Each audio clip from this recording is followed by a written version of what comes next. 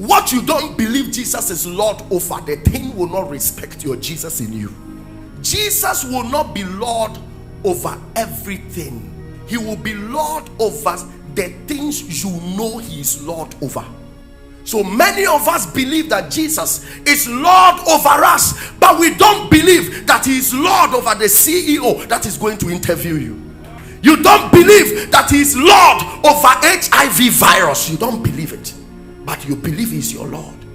This is the reason why some of us are having dominions over certain things, and the same people, others to that profess Jesus, are not having dominion over those things, because it takes time to grow your faith to a point that you accept that Jesus is Lord.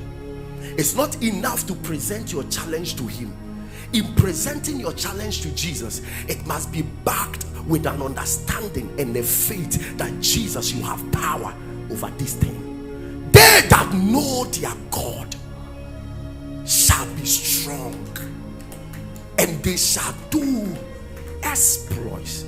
If you read that chapter in context, he was talking about the days of the Antichrist, when deception will be all over the world, and even God's elect will fall for the deception. But he said the difference will be among God's elect, those that know their God. So it's possible to be a Christian, but you don't know the Lord of Christianity. It's possible, and there are many of us like that. We know the name of our churches, we can debate about it. We know the name of pastors, we can debate about them, but never know and understand the Lord. Power begins when you know the source of power. His name is Jesus. And then you can redefine him for yourself. There are many preachers who preach Jesus, but they gathered information from different places and preached him, and their hearts have not yet been convicted about even the one that they are preaching. And so are many believers running to church but don't even understand the authority of the one that they worship. The sea will never obey you if you don't know the Lord over the sea. Sicknesses will never obey you if you don't know the Lord over sicknesses. If there is any prayer that you have to pray like that of Apostle Paul, that I may know you.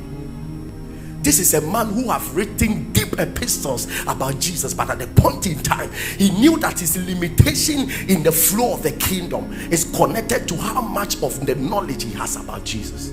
He said, that I may know you. Everything that you will ever approach in this life will ask you to explain your God to them.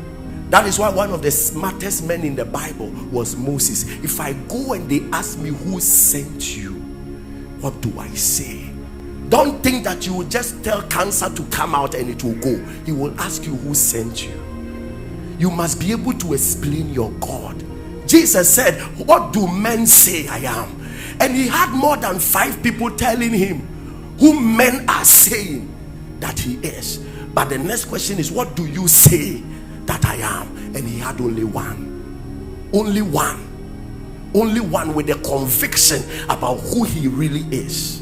Many of us know everything about the relationship between other pastors and God, and we can keep talking about it. Sometimes the whole sermon is about how can the Tegan met God, how can the Koblan did this, how Bishop Idahosa did that, how Bishop this they did that, how Bishop did that. But if you ask the person, where is your own encounter? He doesn't have it. Apostle Paul told the people of Athens, he said, I saw an inscription on your temple, to the God unknown. To the God unknown.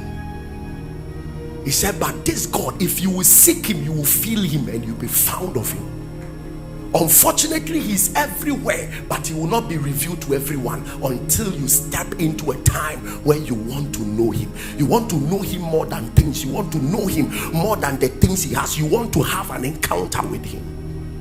He said, that which our eyes have seen, which our ears have heard, and our hands have handled, do we speak to you? He said that it is him we have fellowship with. The one that we fellowship with, he's like a substance to us. Our hands have handled him. The question is that, who is our God to us? If you live here right now and a fetish priest meet you and say, I will kill you, do you know the God you just came to worship? Who said that you will come down in life? Who said you will crash? Do you know the God that wants to help you? The issue is that we don't know him. Many of us has connected his greatness to the sea. We have connected his greatness to the sun. We have connected his greatness to testimonies. We have connected his greatness to 1 or 2 miracles here and there, until I saw something in my Bible and I realized that, so God, this God I've been talking about all this while, is bigger than these things. Before the mountains were brought forth, or ever thou hast formed the earth and the world, from everlasting to everlasting, thou art God. So you are not God because you made mountains. You are not God because you made the sea. That is why we got it all wrong when we started singing, when I look at the mountains, I look at the valleys, I look at the sea, oh my God, you are Lord. The Bible says before the mountains he was God. That means if you connect his greatness to mountain, you are demeaning him. He was God before he made mountains. So actually what makes him God is nothing we see on earth. What makes him great is nothing we see on earth. So in other words, if I want to believe him, I'm believing him above anything I see or hear. So you can't believe him because the sun has been hanging. The Bible says that ever before the sun was made, he was God. So the sun didn't add up to his reputation. The mountains are only an effect of his power. It didn't actually add up to his power. So we can't describe his authority and power by the mountains he made. We can't describe his authority and power by the miracles he does. We must find a way to describe him beyond these things. And how can this be except by revelation? When he himself decides to reveal himself. So Apostle Paul got a glimpse of it after he has prayed that, hey, that I may know him. Then God opened his eyes and he saw that this God is dwelling in unapproachable light. He says that a place where no man has been and no man will ever be, he said that is where he dwells. That's the kind of God we serve. He's bigger. The God we serve. Listen to me. Don't live here and think that tuberculosis cannot respond. Job 42 verse 5. I have heard of thee by the hearing of the ear, but now my eyes have seen thee. It is this same chapter that a story changed. If you keep hearing people's testimonies, it's powerful, but you have to see the God. You have to know him for yourself. It is after he saw him that the Bible said that God gave him a double. Verses will tell you what happened to him when he saw him. Wherefore I abhor myself and repent in dust and ashes. The moment he saw God, he took himself out of the picture. He started hating himself.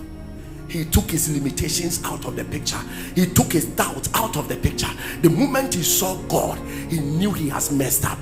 All this while, he was thinking about his source, thinking about his problem, thinking about how big and how his challenge is. He was thinking about how it's impossible to break out of what he was going through, until he saw him. Suddenly, he stepped out. That this God is in the realm of himself. Suddenly, the problem he was going through, God gave him a double honor. If today you can remove your eyes from yourself and see your God, I see him visiting you with a double honor. I see him visiting you with a double honor. Clap your hands and shout, I receive it.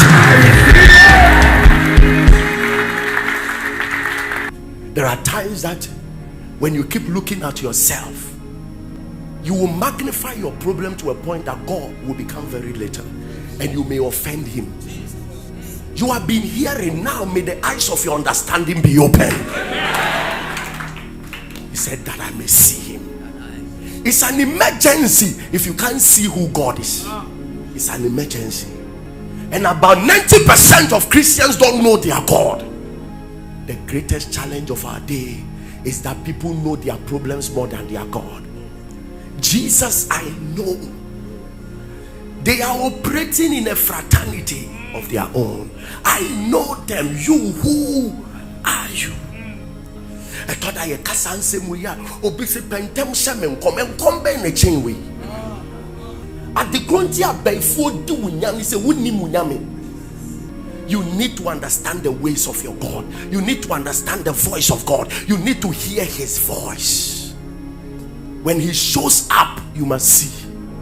And everybody that knows me from the 10th to now, I've not changed my convictions that Christianity is not about pray for me, it's about having God and living him. There are some of you, there's a language God is communicating with you. You are not getting it. That's why that challenge is not going. There's a message coming from heaven, you don't get it. There's a direction coming, you don't get, because you don't even know your God. You are not different from Samuel. God is calling him, but he can't even recognize the voice. And as long as Samuel, you will respond that God speak, I won't stop speaking. Have you ever seen that somebody disturbing you, mention your name, and yet will not say anything? In other words, I'll keep on mentioning your name until you understand that I'm the God I'm calling you. Some of you must cry on God that God, give me that revelation that will let me conquer my world with Jesus. Men have come and go who conquered the world with Jesus. Why are you not conquering with him? Why are you still struggling though you say you have him? There is a difference. You've not yet come to a realization of his lordship. Not until you know that the heart of a king is in the hands of God. Every king you meet will bully you. Though you may be a child of God, every king you meet, every important person, any human being you meet will bully you, because you have not yet accepted it. Tonight may your heart be opened. One of the major things that took part in us surviving in Ofanko was a certain revelation I had that God is with me. I'm telling you. It may sound like, because you love to see people fasting, you love to see people praying, you love to see that, but what you don't know is that about 60% of the power that flows through a man is as a result of his understanding into the God he serves. That is why when we were building and the man sent his people here, if it was to be another pastor, he would tell you that don't let him enter. They are coming to fight you. They are coming to do this. That time this building was uncompleted. The one that says this area no church should be built sent his sons one afternoon open that our father says we should come and see what you are doing. I took them here, showed them this is the pulpit. I'm out there. When you finish, come. They spent over 20 minutes here. Whatever they came to do, I don't know. They spent over 20 minutes here. Indeed, they have track records of the number of churches they've collapsed in this area. But one came who did not trust in himself.